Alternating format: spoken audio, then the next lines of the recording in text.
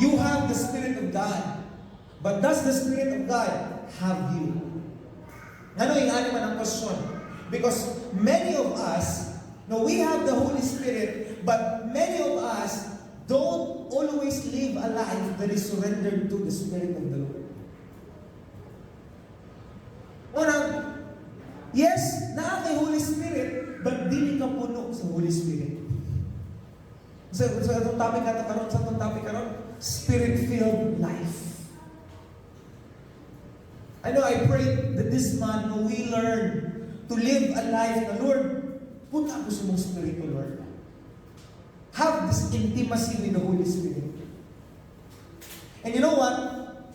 Friendship with the Holy Spirit is the missing key to why many Christians are powerless. Ano ginigihatag si Holy Spirit sa tuwa?